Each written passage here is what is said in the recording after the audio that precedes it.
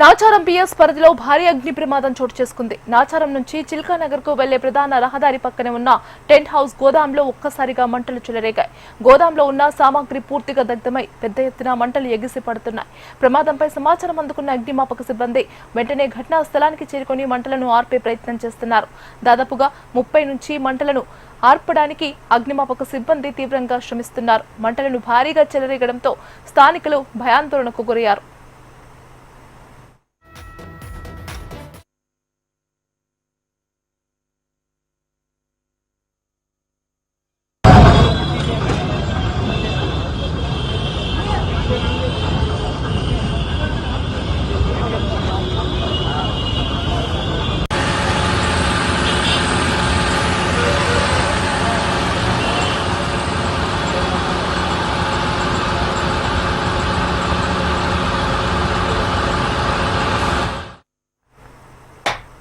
Nacharam PS పరిధిలో భారీ అగ్ని ప్రమాదం చోటు చేసుకుంది. నాచారం నుంచి చిల్కానగర్ కు వెళ్లే ప్రధాన రహదారి పక్కన ఉన్న టెంట్ హౌస్ గోదాంలో ఒక్కసారిగా మంటలు చెలరేగాయి.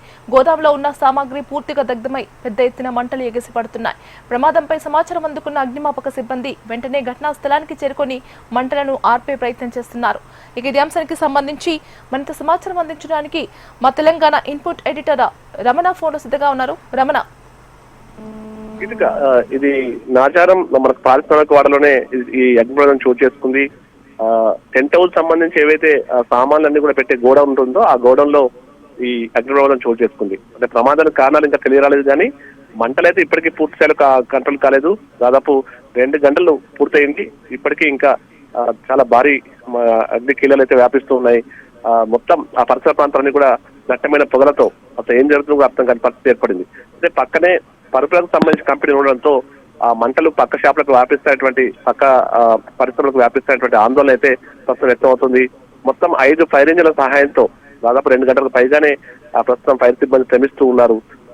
అయితే ముఖ్యంగా ఫైర్ సేఫ్టీ సంబంధించి సరైన నిబంధనలు పాటించకపోవడం మూలంగానే ఈ ప్రమాదం ఈ స్థాయిలో ఉన్నట్టు కూడా ప్రస్తుతం ప్రాథమికంగా అంచనా వేశారు. ప్రస్తుతం ఫైర్ సిబ్బంది చాలా తీవ్రంగా ప్రయత్నం చేస్తున్నారు. అయితే లోపల ఎవరూ లేరు, మొత్తం అంతా కూడా బయటకు వచ్చేసారు కాబట్టి ప్రాణ నష్టం జరగలేదు, కానీ ఆస్తి నష్టం మాత్రం చాలా పెద్ద మొత్తంలో ఉంటుంది అంటున్నారు. అయితే పక్కన ఉన్నటువంటి మిగతా పరిశ్రమ ఒకవేళ మంటలు వ్యాపిస్తే మాత్రం ఇది మరింత పెద్ద ప్రమాదంగా మారే అవకాశం ఉంటుంది. కాబట్టి ఇప్పుడే ఆ మంటలు కంట్రోల్ చేసేందుకైతే ఇటు ఫైర్ సిబ్బంది చాలా తీవ్రంగా ప్రయత్నం చేస్తున్నారు. దాదాపు 2 గంటలు దాటిపోయింది, అయినా కూడా ఏమాత్రం కూడా ఆ మంటలు అదుపు, ఎందుకంటే లోపల ఉన్నాయని కూడా ఆ మంటలు ఎక్కువ వ్యాపించడానికి కారణమయ్యేటువంటి వస్తువులు ఎక్కువ ఉన్నాయి కాబట్టి కంట్రోల్ చేయడం అంత ఈజీ అయితే కాదు. ప్రస్తుతం ఇంకా శ్రమిస్తూనే ఉన్నారు. మరి చూడాలి ఇంకెంత సమయం పడుతుందో. దాదాపు అంటే పక్క పరిశ్రమలకు వ్యాపించకుండా అయితే కంట్రోల్ చేశాం అని మనకు ఫైర్ సంబంధించిన సిబ్బంది చెప్తున్నారు. మొత్తం ఆ పరిసర ప్రాంతాలన్నీ కూడా దట్టమైన ప్రభుత్వం వ్యాపించడంతో దగ్గరలో కూడా కొన్ని జనావాసం ఉండడంతో వాళ్ళు కూడా ఆందోళన చెందుతారు. అయితే ప్రతి ఎండాకాలం వచ్చిందంటే చాలు మనకి ఈ అగ్ని ప్రమాదాలు సర్వసాధారణంగా మారిపోతున్నాయి. ఈ ఎండాకాలం మరింత జాగ్రత్తగా ఉండాల్సిన అవసరం ఉంటుంది.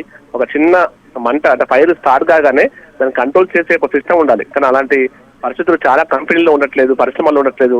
కాబట్టి వీటి ఫోకస్ పెట్టాల్సిన అవసరం అయితే కనిపిస్తుంది.